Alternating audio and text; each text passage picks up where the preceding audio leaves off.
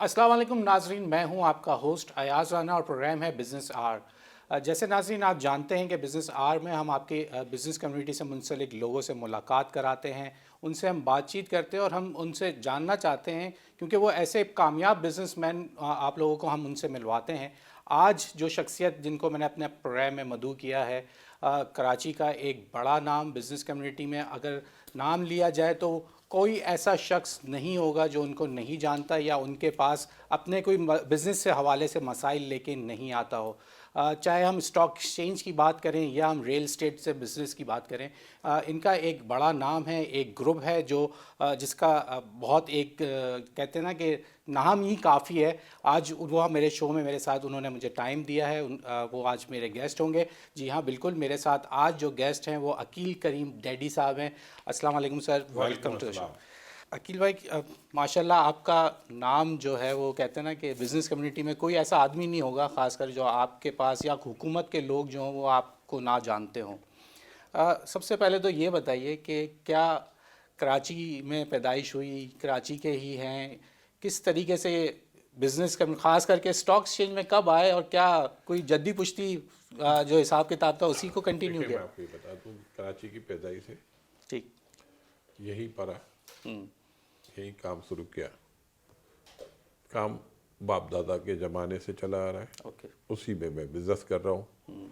मैंने कोई अपने तौर पे तो कुछ शुरू किया होगा, लेकिन अगर आप इक्विटी मार्केट, मेरे वालिद साहब ने मुझे उनके साथ मिल के मैंने ये काम शुरू किया था।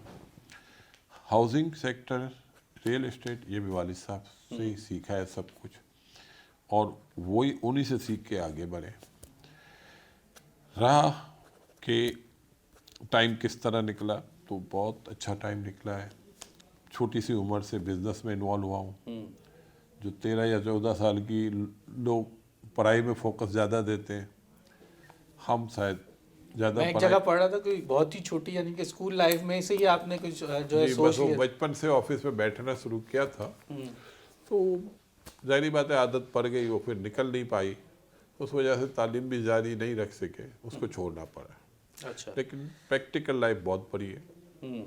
खैर, तो वकील भाई, क्या बहुत ज़्यादा इंस्पायर थे, बनना यही चाहते थे कि मैंने बिजनेस ही करना है, या एक होता है एक्चुअल बचपन में शौक होता है, मसला पहले तो ये लोग था कहते थे कि कि कोई सर्विस सर्विस माँ करे। बाप से अटैचमेंट बहुत ज़्यादा थी। अच्छा। ठीक है, उसका फ़ायदा ये होता था कि स्कूल के बाद ऑफिस चला जाता था, तो जो ऑफिस के माहौल में जो चीज़ें देख रहा था, तो उससे दिलचस्पी बढ़ गई।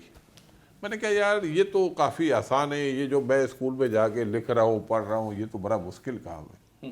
ठीक है ना, कोई चीज़ याद रखनी नहीं होती है, यहाँ स्कूल में हर चीज़ को रटा मारना पड़ता है। तो थोड़ी सी बिजनेस में आसानी देखी, अब उसमें इन्वॉल्व हो गया। इन्वॉल्व होने के बाद जाहिर बात है फिर वालिद साहब की ख्वाहिश थी कि पढ़ाई की तरफ फोकस करो, लेकिन शायद वो जहन उसको एक्सेप्ट नहीं किया। लेकिन इसका मतलब ये नहीं है कि मैं लोगों को ये ज़रूर कहूँगा कि पढ़ाई के दौरान कारोबार ना करो। अच्छा। हाँ, अल्लाह ताला ने अगर आपको दिया हुआ है, लेकिन कुछ मजबूर होते हैं जो कमाते भी हैं और पढ़ते भी हैं, वो उनकी अलग बात है। तो मेरा मशवरा तो है कि पढ़ाई पढ़ाई है, उसको नहीं छोड़ना चाहिए, और उसके बाद अगर बिजनेस में आएंगे तो ज़्यादा बेहतर मौके आपको मिलेंगे। ठीक। तो इक्विटी मार्केट यानी कि स्टॉक एक्सचेंज में एक अगर नाम लेते हैं तो एकेडी का एक ऐसा नाम लोग हर कोई जानता है, हर कोई समझता है कि देखिए, एकेडी का जो नाम इक्विटी है। मार्केट में हमारी लाइफ बहुत बड़ी है। छोटी सी उम्र से वहाँ से हम छोटे से बड़े वहीं हुए हैं, और कोशिश की है कि अपनी जात से किसी को नुकसान ना हो। हमने ऑनलाइन ट्रेडिंग शुरू की, ठीक। इन्वेस्टमेंट बैंकिंग में हमने काफ़ी काम किया, म्यूचुअल फंड में भी हमने काफ़ी काम किया है, ब्रोकरेज बिजनेस को भी हमने उस स्टेज पे लेके आए हैं कि जहाँ स्पेकुलेशन से लोगों को अवॉइड करना चाहिए। तो हम ये दावे से तो कह सकते हैं कि अगर स्टॉक एक्सचेंज के बिजनेस जो हमने ग्रो किया है, तो हमने उसमें पूरी कोशिश की है कि इन्वेस्टर इन्वेस्टर ही हो, स्पेकुलेटर ना हो। ठीक। अच्छा, एक सवाल जो कि हर कोई अकील करीम डैडी के मुंह से सुनना चाहता है, जो ख़ास करके जो इक्विटी मार्केट में लोग मौजूद या स्टॉक एक्सचेंज में जो छोटे लोग हैं या बड़े लोग हैं, कहते हैं कि अकील भाई कि कुछ बड़े प्लेयर्स हैं, उन्हीं के हाथ की कंट्रोल करी हुई मार्केट है। हमारी मार्केट के बारे में कुछ बताएं, लोग आपसे सुनना चाहते हैं कि ये हमारी मार्केट मार्केट में ये चीज़ें बहुत हुई हैं। मैं ये मानता हूँ कि कुछ स्टॉक ब्रोकर्स हैं जिन्होंने मिसयूज़ किया है, जिन्होंने मैनिपुलेशन की है, लेकिन बदकिस्मती से सिक्योरिटी एक्सचेंज कमीशन जो कि इसका रेगुलेटर है या कॉर्पोरेट लॉ अथॉरिटी इसका रेगुलेटर था, वहाँ माहौल इतना अच्छा नहीं है। वहाँ किसी उचक्के को सज़ा नहीं दी गई, ठीक, और जो भी पकड़ा गया उसको छोड़ दिया गया है, क्योंकि उसके हाथ लंबे होते हैं तो वो छूट जाता है। हमने सिक्योरिटी एक्सचेंज कमीशन लेवल पे देखा है कि जाली केसेस बनाते थे पहले, हाँ, ठीक, पहले नहीं, अभी तक मैं आज का मैं कुछ नहीं कह सकता, लेकिन मैं कुछ टाइम पहले तक मैं 100% श्योर हूँ कि एसीसीपी ने अपना रोल कभी भी सही नहीं निभाया, जिसकी वजह से आवाम के लॉसेस भी हुए हैं। अभी भी उनके पास बहुत सारी ऐसी फाइलें हैं जिसके अंदर ऐसे ऐसे केसेस छुपे हुए हैं कि अगर वो अल्लाह को हाजिर नाजिर रख के वो इन्वेस्टिगेट करें तो वो लोगों को सज़ाएं पड़ सकती हैं कि इंसान की सोच से भी बाहर। तो अखिल भाई, और पेनल्टी अगर पड़े तो 100 अरब रुपए की पेनल्टी पड़ सकती है, लेकिन वो लोग अभी भी बचे हुए हैं। जो भी गवर्नमेंट आती है, पता नहीं इनको क्या खूबी है उनकी, वो गवर्नमेंट का पार्ट बन जाते हैं। तो आपकी इंटरनल ऑडिट तो जो है, जो होता है साल का, उसके अंदर भी तो बहुत सारी देखिए चीजें उनके आया खिलाफ होती है ना, सामने आती देखिए है। क्रिमिनल कंप्लेन फाइल हुई है, लेकिन इस तरीके से हुई है कि इनका कुछ ना बिगाड़ सके। फिर ऐसे भी बैकग्राउंड में अगर फॉलो अप नहीं करेगा तो कंप्लेन का क्या फ़ायदा। फिर इनकी कंप्लेन में चीज़ें जो ऐसी ख़तरनाक किस्म की चीज़ें वो आप निकाल दें। मसला ये है कि हमारे रेगुलेटर के ऊपर जिम्मेदारी ज़्यादा है, लेकिन वो जिम्मेदारी पूरी नहीं करते। फिर अच्छा, ये एक बात मुझे बताएं कि पहले कराची स्टॉक एक्सचेंज आपने देखा होगा, एक माहौल उसका दूसरा था, लोग ज़बानी लाखों करोड़ रुपए का कारोबार हो जाता था। उसके बाद हमने देखा वो चीज़ें बदलती चली गई, सिस्टम ऑनलाइन जो आप कह रहे हैं बिल्कुल उसको प्रॉपर तरीके से किया, इंटरनेशनल स्टैंडर्ड पे लाने की कोशिशें की। लेकिन जो हमारी मार्केट ने बड़े बुरा टाइम भी देखा कि ताले भी लग गए स्टॉक एक्सचेंज के ऊपर, तो वो मुल्क के जो आप कहते हैं रेगुलेटरी है या मुल्क के जो चलाने वाले लोग थे उनकी वजह से ये सारी चीज़ें हुई हैं, या आप कैसा देखते हैं? अब क्या क्या हुआ ये आपका सिलसिला? सवाल बड़ा अच्छा है। कराची स्टॉक एक्सचेंज एक ब्रांड था, ठीक, और इसका असल नाम था लाहौर स्टॉक एक्सचेंज थी, इस्लामाबाद स्टॉक एक्सचेंज थी।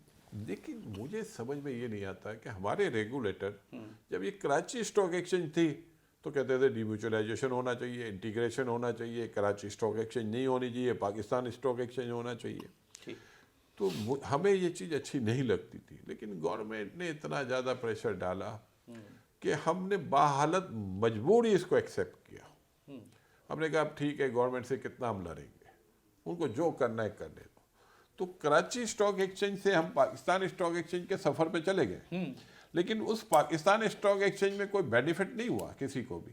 उल्टा 70% ब्रोकर डिफॉल्ट होके भाग गए यहाँ से, और उनका बेड़ा गर्क कर दिया इन्होंने, उनका काम धंधा चला गया। लेकिन पाकिस्तान स्टॉक एक्सचेंज बनने के बाद ये जो लॉसेस हुए हैं, लोगों को पेन होना चाहिए कि लोग बेचारे परेशान हैं, नुकसान उठा रहे हैं, कोई मामला ठीक नहीं हो रहे, लेकिन किसी ने इसका पेन नहीं लिया। बल्कि कुछ रेगुलेटर ने तो ब्रोकर्स को फंसाने के लिए उनके ऊपर जाली केसेस बना दिए। जो असल केसेस है मार्केट मैनिपुलेशन के, वो छुपा दिए और जाली केसेस बना दिए। तो मेरा ये ख्याल है कि वाकई स्टॉक एक्सचेंज पे हमारी बाप दादाओं की, हमारे बरादरी के लोगों की, और बहुत सारे लोग हैं, उनकी बड़ी कुर्बानियाँ थी इस कराची स्टॉक एक्सचेंज के लिए। इसका नाम किया डिम्यूचुअलाइजेशन की सूरत में पाकिस्तान स्टॉक एक्सचेंज, लेकिन पाकिस्तान स्टॉक एक्सचेंज अपनी वो मंजिल अभी तक अचीव नहीं कर पा रहा जो कराची स्टॉक एक्सचेंज ने की। अब तो खैर चाइनीज़ इन्वेस्टर आ गया है, चाइना के पास होल्डिंग है, चाइना के लोग काम कर रहे डायरेक्टर्स हैं, बन अब उनके ऊपर जिम्मेदारी है वो आएँ और स्टॉक एक्सचेंज को चलाएँ। अभी तक बहरहाल इंडिपेंडेंट एमडी ले आए हैं। अब जाहिर बात है वो पाकिस्तान से तो है नहीं, बाहर से आया हुआ, तो हम वेट कर रहे हैं कि वो कोई परफॉर्म करे। हम ये नहीं कहते हमने भी सपोर्ट किया वो आ जाए। अब हम भी थक गए थे, अब लड़ाई कर करके थक गए थे। हमने कहा जिसको लाना है ले आओ भाई, ठीक, हमें कोई फ़र्क नहीं पड़ता। अकील भाई, आप लोगों की फिर जब नून लीग की गवर्नमेंट थी या इसाक डार साहब जब मौजूद थे, ये सारा इंजमाम का सिलसिला उस वक्त हुआ, देखें हमने तो उन लोगों को इतने आप लोगों के ऊपर टैक्सेस लगे, खास करके sir capital G, gain tax और आपकी ये स्टॉक सारे। एक्सचेंज के ऊपर आप ये देखें कि 17.5% capital gain tax, 17.5% dividend tax और 15% कैपिटल गेन और dividend tax, 3% super tax, 2% EOBI tax, 35% corporate tax. आप मुझे एक बात बता दो, क्या ये इक्विटी मार्केट चल सकती है? इस तरह क्या काम किया जाता है कि एक एक्सचेंज के लोगों को, इन्वेस्टर को दबाने के लिए आपने वो कदम उठाए जो नहीं उठाने चाहिए। ये शर्मनाक बात है। अगर ये किसी कोर्ट ऑफ लॉ में कोई चला जाए तो मैं समझता हूं कि लोगों को भी यकीन नहीं आएगा कि वाकई स्टॉक एक्सचेंज या इक्विटी मार्केट के इन्वेस्टर के साथ इतनी ज्यादती। लेकिन हम फिर भी चुप रहे। हम कहते हैं यार हमारा मुल्क आगे बढ़े। अगर गवर्नमेंट हम लोगों को दबा के कुछ पैसे बना लेती है, कुछ रेवेन्यू हासिल कर लेती है तो ज़रूर कर ले। तो उस वक्त आप लोगों ने फिर क्यों नहीं शोर मचाया? उस वक्त तो आपकी मार्केट हमारे 55-56 भाई, हज़ार के अगर ऊपर ले गए वो। आपने कोई मीडिया को नहीं देखा तो मुझे नहीं पता। हमने शोर भी मचाया, हंगामा भी किया, सब कुछ किया। लेकिन शायद हम लोग कराची के रहने वाले लोग थोड़े से मजलूम होते हैं। अच्छा, बस तो ये बात बहुत ही काफ़ी है। और अगर नहीं समझ में आती किसी को ये बात, वो आके मुझसे रब्ता कर ले, कांटेक्ट कर ले, मैं उनको समझा दूंगा। तो अब कैसा देख रहे हैं इस वक्त जो हुकूमत का नारा है? तो अब आपको लगता है कि ख़ासकर आप लोगों से बोला गया है कि आप लोग खुल के काम करें और वॉल्यूम्स दें ताकि एक देखें, असद उमर खान के हम सलूट करते हैं कि उन्होंने हमारे मसले मसाइल समझे और बड़ा अफसोस का भी इजहार किया कि बड़ी ज़्यादती हो रही है स्टॉक ब्रोकर के साथ। हमारा जो एडवांस टैक्स था उन्होंने ख़त्म कर दिया मिनी बजट में। मिनी बजट पाकिस्तान में बड़े अरसे के बाद रिफॉर्म बजट था और ये टैक्स ख़त्म करने से गवर्नमेंट को एक देले का लॉस नहीं है, एक देले का। लोगों को समझ नहीं है। एडवांस टैक्स जो लिया जाता है वो बाद में जाके एडजस्ट होता है। तो जो टैक्स देना है हम पे बनता है वो तो हमने पूरा ही देना है। जो एडवांस है वो अब हमसे नहीं लेंगे ताकि फिर हमें ये रिफंड के लिए धक्के FBR के ना खाने पड़े। तो रिफंड वो करते नहीं है ना। कितने तो रिफंड्स पड़े हैं जो लोग हाँ, बेचारे तो मांगते ये हैं। रिफंड ना होने की वजह से छोटा ब्रोकर बेचारा फंस जाता था और उनके काम धंधे बंद हो जाते थे। तो इन्होंने इस छोटे ब्रोकर को बचा लिया जो इस मार्केट से भाग रहे थे। 650 ट्रैक होल्डर थे, वो 250 रह गए। अगर ये 250 भी ये टैक्स खत्म नहीं होता तो ये 250 वाले 100 ले जाते। इसमें भी सारी पॉलिसियाँ जो बनाने में SCCP का नेगेटिव रोल रहा है थ्रू आउट, क्योंकि वो हर वो काम करने को तैयार थी जिससे स्टॉक एक्सचेंज के लोगों को तकलीफ हो या उनकी चीखें निकले। क्यों? उसकी वजह तो बड़ा मुश्किल है कहना, लेकिन ज़रूर, क्योंकि अब देखे कराची बिजनेस हब है। सिक्योरिटी एक्सचेंज का दफ्तर कराची होना चाहिए, बैठे इस्लामाबाद में। अब हमारा इशू है, छोटे से इशू है, हमने इस्लामाबाद जाना है। इस तरह के डिसीजन जो कि मैं सेंट्रल बैंक यहाँ है, SCCP वहाँ बैठा हुआ है। ठीक, यहाँ ब्रेक का टाइम हो गया है, ब्रेक पे चलते हैं। उसके बाद नाज़रीन यहीं से आपको ज्वाइन करेंगे।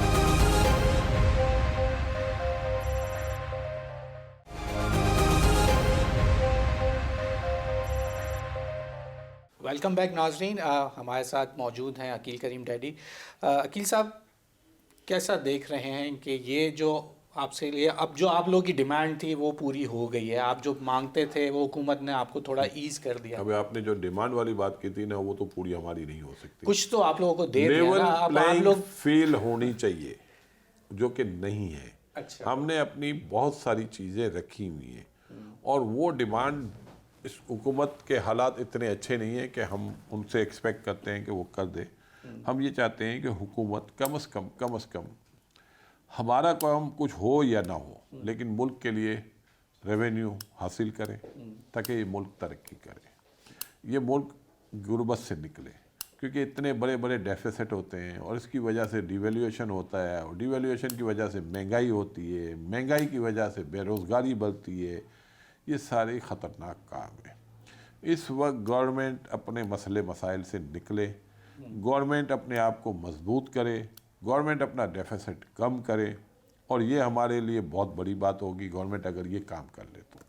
छोटे मोटे मसले हैं, जैसे अभी हमने इनसे कहा हुआ है कि रियल इस्टेट पे जो टैक्स है और इक्विटी मार्केट के टैक्स में बड़ा डिफरेंस है और उसको लेवल प्लेइंग फील्ड के तौर पे इक्वल होना चाहिए। गवर्नमेंट ने ये बात सुनी है, नेक्स्ट बजट में उन्होंने वादा किया है, लेकिन उस वादे को भी हम ये नहीं कहेंगे कि गवर्नमेंट ज़रूर करे।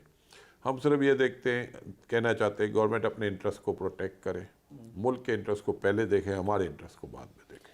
सर, आपने ये गवर्नमेंट आई, आते ही बड़ा लोग शोर हंगामा मच गया कि इतना डॉलर की कीमतों में फ्लक्चुएशन कर दिया, साथ ही मॉनेटरिंग पॉलिसी 2 दफ़ा इनके सामने देखते देखते जो है 10% से ऊपर निकल गई, डबल फिगर्स में आ गई। क्या उसको महंगाई पे कैसे कहते हैं देखते हैं, और आगे क्या डॉलर हमारा लगता है? पॉलिसी रेट था 6.25%, लोएस्ट।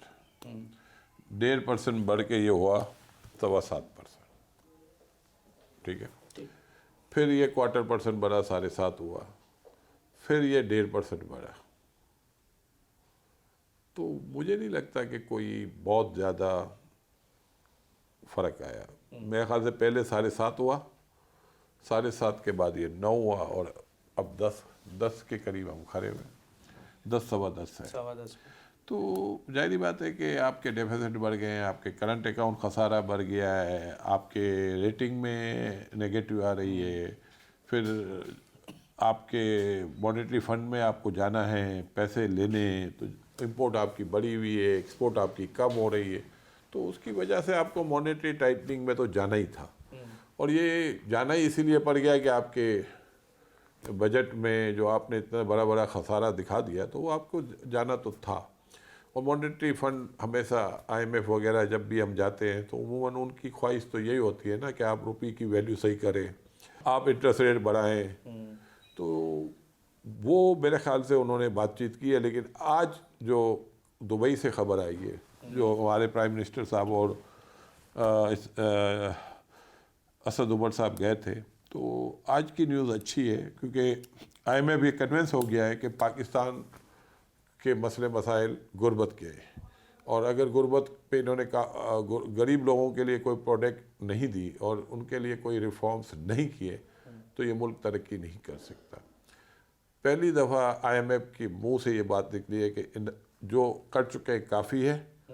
ये जो अखबारों TV में जो खबरें चल रही हैं कि फर्दर डिवैल्यूएशन, फर्दर इंटरेस्ट, मेरा नहीं ख्याल है कि इस तरह की कोई चीज़ होगी। आज असद उमर साहब भी काफ़ी सेटिस्फाई लगे मीटिंग के बाद। तो मैं ये समझता हूँ कि ये IMF को कन्विंस करने में कामयाब हो गए कि भाई ये मुल्क हमारा है, इसका बजट हम ज़्यादा बेहतर बना सकते हैं।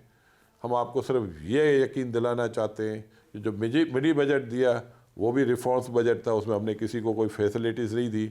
और जो नए रिफॉर्म्स है हम ऐसे लाएंगे कि इस मुल्क का इस रिफॉर्म्स की वजह से मिसयूज़ ना हो। PIA को हम बेहतर करेंगे, स्टील मिल को हम बेहतर करेंगे, हम अपने पावर सेक्टर को, जिसमें जो सबसे बड़ा गवर्नमेंट का पैसा जा रहा है, उसमें हम रिफॉर्म्स लाएंगे, ताकि इन पैसों से जो गवर्नमेंट नुकसान उठा रही है उससे बचे और ये पैसा हम गुर्बत पे खर्च करें, हेल्थ के ऊपर खर्च करें, एजुकेशन पे खर्च करें, हाउसिंग पे खर्च करें। ये जो पाकिस्तान में 7-8 करोड़ अवाम जो है, जो कभी उनको हेल्थ नहीं मिल पा रही, इनको एजुकेशन नहीं मिल पा रही, उनको मकान नहीं मिल पा रहा, तो मैं समझता हूँ कि गवर्नमेंट जो 1000 अरब रुपए जो फजूल खर्ची में वो ज़ाया हो जाता है साल का, वो ये नहीं चाहते कि हम ये बचाना चाहते, वो कहते हैं कि हम पॉवर्टी को कम करें ताकि इनमें खुशहाली आए। जब इनमें खुशहाली आएगी तो इनकी दुआओं से ये मुल्क आगे बढ़ेगा। अभी तो हम गरीब लोगों की बदवाएं ले रहे हैं। अकील साहब ये बता दें, इसी एनर्जी को लेके हम बहुत बड़े शॉर्टफॉल में थे। पिछली हुकूमत ने तमाम पैसा जो है अपना फोकस किया कि हम बिजली ले आएंगे, अंधेरों से पाकिस्तान को निकाल देंगे। जगह जगह आपने भी देखा होगा कि एनर्जी के प्रोजेक्ट लग गए, लेकिन क्या हुआ कि वो कामयाब हुए। देखिए एक बात हो रही है, और आज भी गैस के लिए सारे लोग, चाहे सिंध हो चाहे पंजाब हो, सब पॉलिसी रिफॉर्म्स की ज़रूरत है। गैस आप लोगों को दे रहे हैं सस्ती, आप सस्ती गैस पावर को दें, आप लोगों को इलेक्ट्रिक दें, बिजली दें। जो आप कैपेसिटी पेमेंट दे रहे हैं वो मुफ्त में दे रहे हैं ना, तो यहाँ आप इनको सब्सिडी दे दें, डायरेक्ट सब्सिडी दें थ्रू इलेक्ट्रिक, ताकि इंडस्ट्रियलिस्ट उस पावर को यूज़ करें और गवर्नमेंट को जो कैपेसिटी पेमेंट देनी पड़ती है वो ना देनी पड़े और वो बिजली ले के आगे बेच दे। उसमें जो आपको देना है ना फैसिलिटीज दे दें आप, लेकिन आप दे सकते हैं। गैस आप पावर सेक्टर को दें, पावर आपकी सस्ती बनेगी, महंगी और सस्ती बिजली को आप मैच कर लें, उसमें आपकी एवरेज अच्छी हो जाएगी, उसी एवरेज पे आप इंडस्ट्री को सब्सिडाइज कर दें। अभी आप कह रहे हैं उनको गैस दे रहे हैं, कैप्टिव पावर को गैस दे रहे हैं, मुल्क डूब रहा है और आप अपने रिफॉर्म्स ला नहीं रहे। ये ज़रूरत है, इसके ऊपर काम करने की ज़रूरत है। और असद उमर है, उमर अयूब, मैं समझता हूँ बड़ा सीनियर समझदार मिनिस्टर है और ये बातें उसकी समझ में डेफिनेट आ जाएगी। अब उसको सपोर्ट फाइनेंस मिनिस्टर भी उसके उस पर आ गया है, तो ये मिल के इन दो बंदों में इतनी कैपेसिटी है कि ये पावर सेक्टर में अच्छे रिफॉर्म्स ला सकते हैं। और अगर इसमें ये कामयाब हो गए तो आपके मुल्क के 80% मसाइल ख़त्म हो जाएंगे। तो 80%। गैस तो है ही नहीं ना, वो तो कहते मेरे भाई हैं LNG है, RLNG ले लो, पहले बात सुन, RLNG मेरी बात सुन लो भाई। गैस किसने कह दिया नहीं है? ये सुई नॉर्दर्न सुई साउदर्न क्या कर रहे हैं, जख बढ़ा रहे हैं। वो गैस उनके पास है, लेकिन सही लोगों को दे ना भाई, हकदार हो उसको दे ना। आप इंडस्ट्री को क्यों दे रहे हैं? आप डायरेक्ट उनको पावर दे, सब्सिडाइज। जो पावर उनकी, अगर उनकी बिजली गैस के थ्रू 10 रुपए की पड़ती है, गवर्नमेंट उनको 10 रुपए में बिजली दे दे। गवर्नमेंट तो पैसे मुफ्त में दे रही है ना, बिजली गवर्नमेंट खरीद नहीं रही, उनको पैसे दे रही है। और भाई आप बिजली खरीद के पैसे दे दो, इनको सस्ता दे दो, ताकि आपकी इंडस्ट्री चलती रहे, उनको लोड शेडिंग का मसला ख़त्म हो जाए। हमारे पास सरप्लस पावर है और पावर प्रोजेक्ट जो हमने लगाए, पहले भी हमारे पास इंस्टॉल कैपेसिटी ज़्यादा थी। हम फर्नेस ऑयल इंपोर्ट नहीं करते थे क्योंकि हमारे पास रिजर्व नहीं होते थे, और हमने कैपेसिटी बढ़ानी शुरू कर दी। अब भाई कैपेसिटी तो पहले भी थी, आज से 5 साल पहले भी आपकी इंस्टॉल कैपेसिटी ज़्यादा थी और प्रोड्यूस आप कम कर रहे थे, और आपने इंस्टॉल कैपेसिटी और बढ़ा दी। अब आप मर गए हो, अब आपको कैपेसिटी पेमेंट जाके 1000 अरब पे पहुंच जाएगी, किधर से दोगे आप? आज अगर आपने इसके रिफॉर्म्स नहीं किए तो कल ये मौत हमारे सामने खड़ी है और ये हमें मार देगी। अच्छा, आप वज़ीर आज़म आते हैं तो आपकी 1-to-1 मुलाकात हो जाती है, बिज़नेस कम्युनिटी को आर्मी चीफ बुलाते हैं, उसमें भी आप मौजूद होते हैं, तो ये सब बातें वहाँ तक पहुँचाते हैं आप, वो उनकी तरफ से आपको क्या है वो चीज़? मैं आपको एक बात बता दूँ, मैं जहाँ भी मिलता हूँ अल्लाह को हाजिर नाजिर रख के जो सच बात होती है वो करता हूँ। और मैं ये बता दूँ, आर्मी चीफ पाकिस्तान की इकनॉमी के लिए वरी थे और वो फोकस होके बिज़नेस कम्युनिटी के मोराल को हाई करना चाहते हैं।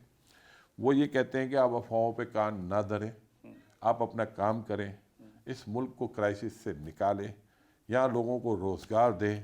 आप पाकिस्तान से बाहर जाते हैं तो नुकसान मुल्क का होता है, आप बाहर कारोबार में कामयाब हो या ना हो, लेकिन अब हमारे अपने मुल्क में तो एक्टिविटीज़ है। हमने आपको लॉ एंड ऑर्डर बेहतर कर दिया, हमने आपकी स्मगलिंग ख़त्म करने के लिए बॉर्डर को सील कर दिया। अब आप ये बताएं, हम गवर्नमेंट के साथ बैठ के फॉरेन पॉलिसी पे सपोर्ट कर रहे हैं। हम चाहते हैं कि दुनिया से टूरिज़्म पाकिस्तान की तरफ आए और आप यहाँ इन एक्टिविटीज़ का फ़ायदा उठाएं। पहले आप लोगों को शिकायत होती थी कि जी लॉ एंड ऑर्डर बहुत ख़राब है, लॉ एंड ऑर्डर भी ठीक हो गया, स्मगलिंग बहुत हो रही है, हमने स्मगलिंग के लिए बॉर्डर भी सील कर दिए। तो अब हमने ये सारा कुछ किया है आप बिजनेसमैनों के लिए। तो आप बिजनेसमैन अब आए और अपने मुल्क में काम करें। हम जब मालूमात देते हैं हमें पता चलता है आप लोग पैसा लेके बाहर बैठे हुए हो, तो अल्लाह इस मुल्क को मजबूत करो, इस मुल्क के लोगों को रोज़गार दो। तो वो तो बड़ी एक साफ सुथरी बात थी जो हम सारे बिजनेसमैनों को अंडरस्टैंड करनी चाहिए और उसकी उनकी बात को लब्बैक कहना चाहिए। और मैं हकीकत में आपको कहता हूँ जितनी अपॉर्चुनिटी हमारे मुल्क में है कहीं भी नहीं है। तो बिजनेसमैन के लिए वही माहौल ही नहीं है ना। अब आप रियल एस्टेट की बात कर लेते हैं, चलें हाल ही अभी देखें तीन तो एक तो वैल्यूज़ के ऊपर ख़ासकर इस वक्त जो फोकस हो रहा है कि भाई FBR अपनी वैल्यू दे देता है, DC अपनी वैल्यू जिसको कहते हैं दे देता है, ओपन मार्केट कराची की आप खुद बताएं डिफेंस की मार्केट कैसी है? पाकिस्तान का जो इशू है 70 साल का इशू है, ब्लैक एंड वाइट। बस हमारा रियल एस्टेट सेक्टर डिपेंड करता है ब्लैक इकोनॉमी पे, क्योंकि लोगों को जिनको पैसा पार्क करना होता है वो उधर चला जाता है। अब आप मुझे एक बात बताएं, DC वैल्यू और एक्चुअल वैल्यू में ज़मीन और आसमान का फ़र्क है। अब क्या करोगे? अब गवर्नमेंट इस इकोनॉमी को किल करना चाहती है। पिछली गवर्नमेंट ने उसको किल करने के लिए FBR रेट में चेंजेस की, तो उसमें मुझे लगता है हमें अफसोस नहीं होना चाहिए। और इस गवर्नमेंट ने जाके उसी चीज़ को आगे बढ़ाया है, तो हमें अफसोस करने की ज़रूरत नहीं है। पिछली गवर्नमेंट ने एमनेस्टी दी, अवेल कर लेते एमनेस्टी। अब ये सिस्टम पूरी दुनिया में था, लेकिन अब सब जगह ख़त्म हो गया। इंडिया में था, वो भी ख़त्म हो गया। अब पाकिस्तान में ये कब तक हम चलाएंगे? इसकी वजह से फिर बहुत मसले मसाइल बढ़ जाते हैं। अब आपको एक्चुअल जीडीपी का हिस्सा बनना है। अब आपको ये ब्लैक इकोनॉमी से निकलना है। अब आप हर किस्म के मसले मसाइल से निकलें। गवर्नमेंट आपको बार बार मौका दे रही है। तरीका कार भी तो नहीं दे रही। तरीक़ेकार भाई हम ही लोगों ने दिया ना एमनेस्टी, तो लोगों ने अवेल नहीं की। अब जब अवेल नहीं किए तो उनको चीखे मारने का कोई राइट नहीं है। अब गवर्नमेंट हाथ डालती है तो हम फिर रोना शुरू कर देते हैं। देखे ना यार, ब्लैक, आपको पता है बेनामी बिल पास हो चुका है फरवरी 2017 में। ठीक है। इस गवर्नमेंट ने इम्प्लीमेंट कर दिया। उस बिल में क्या है कि अगर आपकी बेनामी प्रॉपर्टी है वो जब्त हो जाएगी। फिर उसमें लिखा हुआ है कि 25% गवर्नमेंट आपसे पेनल्टी लेगी और 7 साल तक की सजा आपको मिल सकती है। तो इसके बाद भी क्या हम सुधरेंगे नहीं? फिर भी हम ब्लैक पैसा लेके काम करेंगे? वो भाई अपने आप को ठीक करें ना हम। तो आप भी तो फिर गवर्नमेंट को जाके बोले कि अब जाति कर रहे हैं, आप हमें नोटिस दे रहे हैं। भाई गवर्नमेंट फिर भी हल्का हाथ रख रही है। और यार पर जाओ और जाके एडजस्ट हो जाओ। अब नहीं है, चेंबर है, फेडरेशन है, साइट है, कोरंगी है, ये सब मिल के जाएं और गवर्नमेंट को बोलो भाई एक और एमनेस्टी दे दो, खत्म। बात तो करें, मुंह से क्या चाहते क्या है, मुंह से तो बोलो ना भाई। गवर्नमेंट को सपोर्ट करो, हो सकता है गवर्नमेंट एमनेस्टी दे। तो बात तो बाज़गश तो घूमनी शुरू हो गई कि एक नई एमनेस्टी स्कीम आने के लिए तैयार दो, बैठी है। लेकिन खुदा के लिए अवाम भी तो अवेल करे ना उसको। आप क्यों अब ब्लैक इकोनॉमी में रहना चाहते हो? निकलो यार, जान छोड़ो ना यार। अब ये आपकी वाली बात के जो रेगुलेटरी इदारे हैं वो वही तो चोर रास्ते निकाल के दे रहे होते हैं, मेरे भाई, वही डराते रहे सारे साल। करप्शन खत्म करनी होगी। अब हम अफोर्ड नहीं कर सकते। हमें पुलिस को ठीक करना पड़ेगा, हमें इदारों को ठीक करना पड़ेगा। अब ये 5-5 हज़ार अरब, 6-6 हज़ार अरब वाले बजट आ रहे हैं। अब अगर हम अपने आप को ठीक नहीं करेंगे तो बहुत ज़्यादा मुश्किलात में चले जाएंगे। अब हम अफोर्ड नहीं कर सकते। अब अपने आप को हमें चेंज करना होगा। तो हुकूमत भी तो ऐसी फैसिलिटीज़ दे ना, तो आप कैसे देंगे? गवर्नमेंट के पास सबके नंबर्स हैं, ठीक, सबकी प्रॉपर्टीज़ कहाँ कहाँ है। गवर्नमेंट सख्ती करना चाहे तो कर सकती है, लेकिन वो मौका देना चाहती है कि आप सिस्टम में एडजस्ट हो जाओ। ठीक। तो अब हमें चाहिए कि हम उस सिस्टम को एडजस्ट होने की कोशिश करें। यहाँ ब्रेक का टाइम हो गया है, हम एक ब्रेक ले लें नाज़रीन। बात है क्योंकि गुफ्तगू सवाल, क्योंकि अकील साहब जब मौजूद हों और साथ इकनॉमी हो या स्टॉक एक्सचेंज हो या रियल स्टेट से बात ना हो सके पूरी तरीके से, तो फिर मज़ा नहीं रहता। हम मज़ीद इसी की पे डिस्कशन करेंगे और इसी को यहीं से कंटिन्यू करेंगे। ब्रेक ले लें, यहीं से कंटिन्यू करते हैं।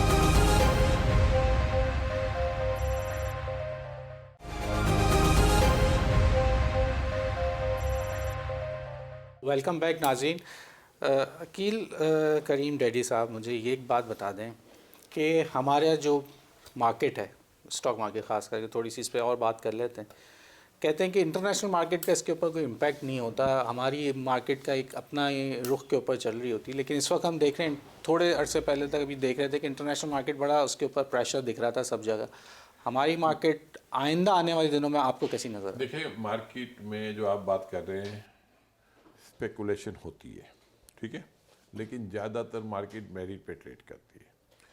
हर चीज़ को नापने का तरीका होता है।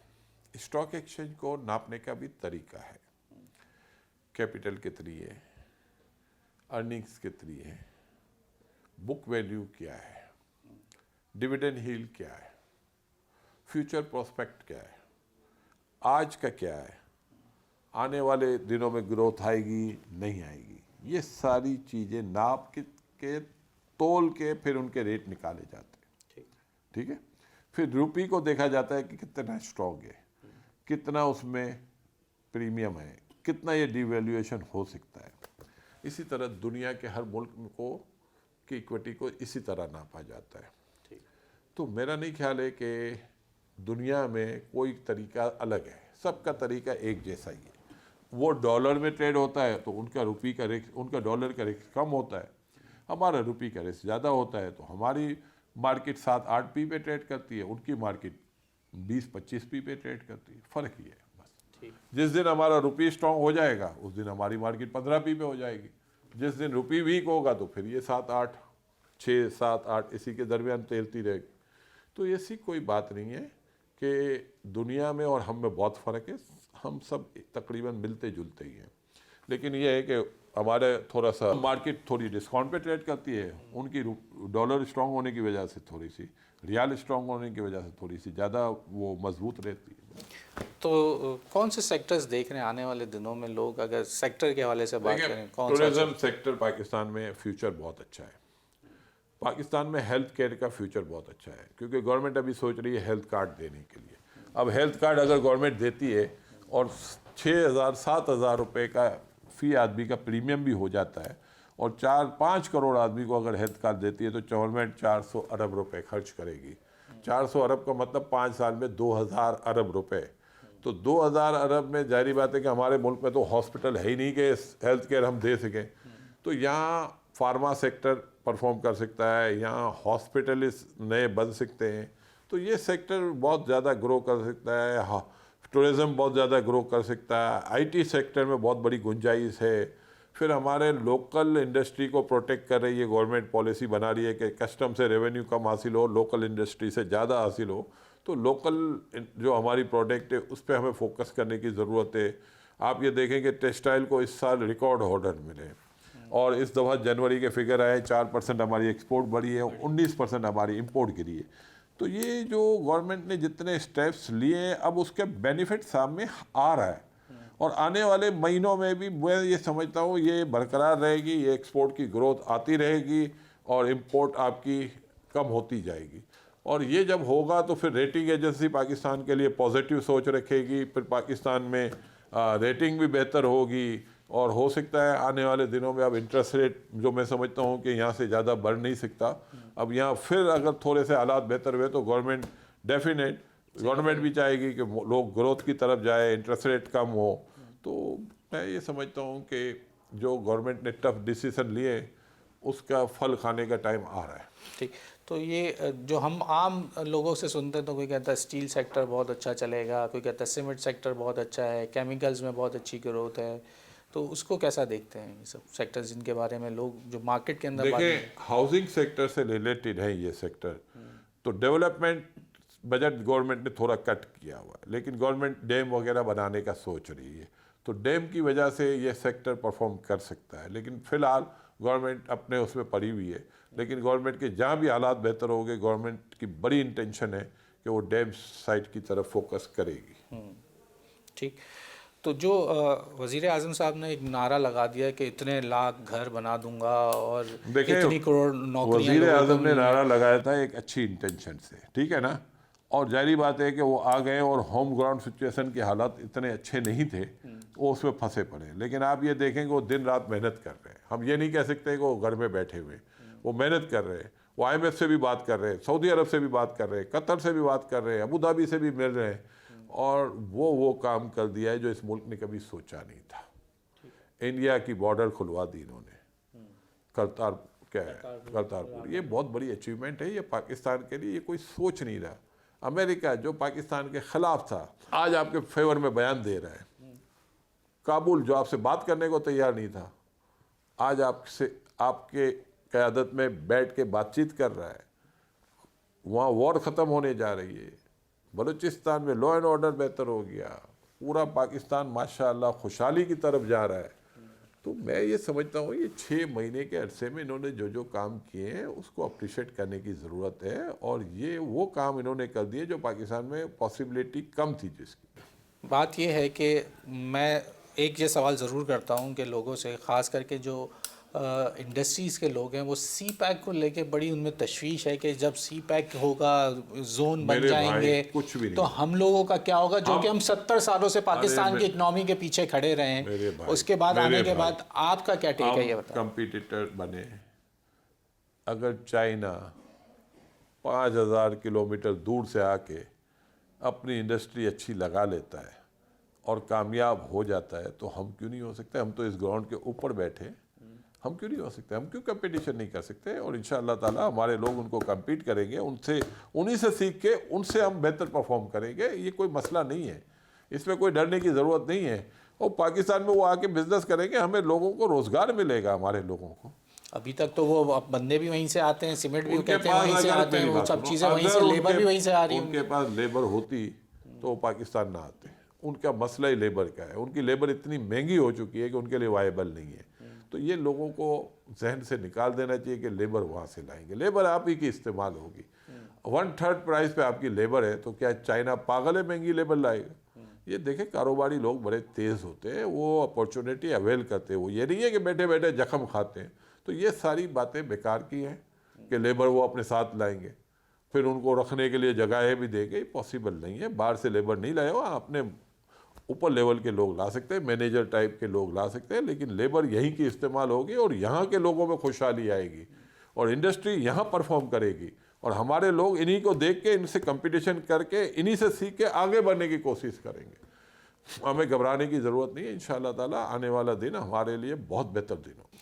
रियल एस्टेट सेक्टर को कैसा देखते रियल एस्टेट सेक्टर में जो अवाम आया हुआ है कि डीसी वैल्यू फलाना, इसका हल निकलना चाहिए। और गवर्नमेंट ने नई प्राइसेस दी हुई है, और बस ये है कि साल 1.5 साल के अंदर ये एडजस्ट हो जाएगा। तो real estate sector for the timing problem में है, लेकिन इसको अभी लोगों को कन्वर्ट करके हाउसिंग में शिफ्ट होना चाहिए। और हाउसिंग सेक्टर परफॉर्म करता है तो मुल्क परफॉर्म करता है, रियल एस्टेट से मुल्क परफॉर्म नहीं करता।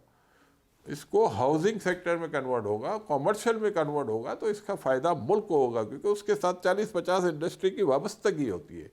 तो गवर्नमेंट डेफिनेट पॉलिसी बना रही होगी, और डेफिनेट ये बजट में ये ऐसी पॉलिसी लाएंगे कि जो रियल एस्टेट का बिजनेस कर रहा है उसको सपोर्ट ना किया जाए, जो हाउसिंग सेक्टर में जाना चाहते हैं उसको सपोर्ट करें। तो वो जो हाउसिंग सेक्टर के लिए काम कर रहे थे, वो तो अब केसेस के अंदर उनके ऊपर सिंध गवर्नमेंट के इल्ज़ामात और ये वो सारी देखें चीज़ें होता है दुनिया में। अगर तो उसको आपने कोई बात देखें तो फिर मेरी हालात बात सुने, कैसे होगा रियल एस्टेट? अगर आपने कोई गलत काम किया है तो उसकी आप ही ने भुगतना है, कोई दूसरा नहीं भुगतेगा ये आके। अगर आपने सही काम किया है, सीने पे हाथ रख के आप बैठे रहे।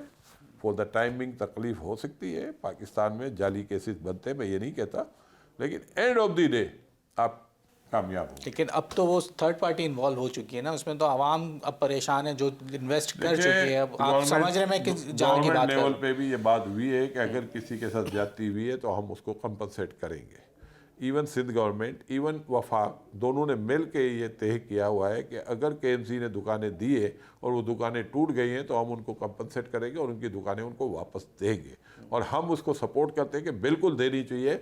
अगर गवर्नमेंट लेवल पे कोई गलती हुई है तो उस आवाम का क्या बेचारे का ताल्लुक। अगर वो किसी दुकान में बैठा हुआ है और अप्रूवल आप लोगों ने दी है और आप लोगों ने उसका ख्याल नहीं किया, तो आप उनको कंपनसेट करें, उनके रोज़गार ना छीनें, क्योंकि ये मुल्क वैसे भी काफ़ी तकलीफ में जा चुका है बेरोज़गारी की वजह से। तो असल रोज़गार ले जो जिनके पास है उनका रोज़गार ना छीना जाए, उनके साथ इंसाफ होना चाहिए, उनके घर ना तोड़े जाएँ, उनको घर वापस दिए जाए। अगर इलीगल बनाए, नालों पे बनाए, एम्यूनिटी प्लॉट पे बनाए, तो ज़रूर गवर्नमेंट को चाहिए कि उनको कंपनसेट करे और वो जगह खाली कराए। तो आपको लगता है कि मेयर कराची ने अपने इख्तियारात से ज़्यादा जो है वो, देखिए मेयर कराची से जब हमने बात की है तो वो ये कह रहे हैं कि हमें सुप्रीम कोर्ट का ऑर्डर है, लेकिन बहरहाल वो भी इस कराची का रहने वाला है, उसकी भी ख्वाहिश होगी कि लोगों के मैं मसले मसाइल हल करूं। वो दिल से कभी भी नहीं चाहता होगा कि किसी का घर जाके सियासी बदला ले रहे हैं, क्योंकि इस दफ़ा इलेक्शंस में उनको सीटें नहीं मिली। मेरा नहीं ख्याल है कि सियासी बदला वो इसलिए नहीं लेंगे कि उनका वफाक से ताल्लुक़ है, पीटीआई उनके कोalition पार्टनर है, और मेरा नहीं ख्याल है कि वसीम इस कराची में पला भरा है और उसकी ख्वाहिश यही होगी कि मैं किसी के काम आ सकता हूँ तो काम करूँ, किसी को नुकसान ना पहुँचे। वो तो अपने इख्तियारात के लिए भी आपने एक बात की कि मेयर के लिए आप मिलते हैं सबसे, तो कभी आपने पीएम साहब को बोला कि इनके इख्तियारात दिए जाएं जो कि ये खुद अपना रोना रोते हैं? देखिए ये सियासी लोग हैं, ये हमसे ज़्यादा बेहतर अपना काम निकलवा सकते हैं। हम तो सीधे साधे लोग हैं, जो मुंह में आता है कह देते हैं, बाद में कभी कभी भुगतना भी पड़ता है। पिछले भी 5 साल हमने बड़े धक्के खाए और 5 साल हमने काफ़ी जख्म उठाए, लेकिन वो सिर्फ ये है कि साफ बात करते हैं तो साफ बात लोगों को पसंद नहीं होती। लेकिन अभी भी जितनी बातें की है दिल की गहराई से की है, उसमें कोई वो नहीं है, और अगर जो बात सही है वो करते रहेंगे और इंशाल्लाह आने वाले दिन में भी ये बातें ज़रूर अच्छा। जहाँ मौका मिलेगा करेंगे। तो हमने कुछ इंटरेस्टिंग इसको अपने शो को बनाने के लिए कुछ रैपिड फायर की जैसे सवाल रखे हैं। उसके अंदर 3-4 सवाल हैं, ज़्यादा नहीं है। ऑप्शन मैं आपको साथ दूंगा। इसके अंदर कुछ इस तरीके से हमने रखा है कि अगर बात की जाए, आप टाइटैनिक के जहाज़ पर हैं और आप अपने साथ एक आदमी, एक आप और एक साथ टाइटैनिक में अपने साथ लेके जाना चाहते हो, तो उसमें कौन वो शख्स होगा जिसको अपने साथ ले जाना चाहते होंगे? पहला नाम है अहमद चुनाय, दूसरा है आरिफ हबीब और तीसरा है सिराज कासिम तेली। लेकिन मैं जहाज टाइटैनिक में लेके जाना चाहूँगा तो उसका मतलब भी तो बताओ ना। आपके पास पासेस हैं, आप घूमने जा रहे हैं, एक ट्रिप है आपके पास, उसके अंदर तो आपका जो साथ आप एक मुझे किसी ये एक कहना है कि एक ट्रिप है हाँ, एक ट्रिप और है। उस ट्रिप पे आप किसके साथ जाना चाहोगे? हाँ। तो जाहिर बात है कि देखें इसमें तीनों अच्छे नाम हैं, ठीक है ना।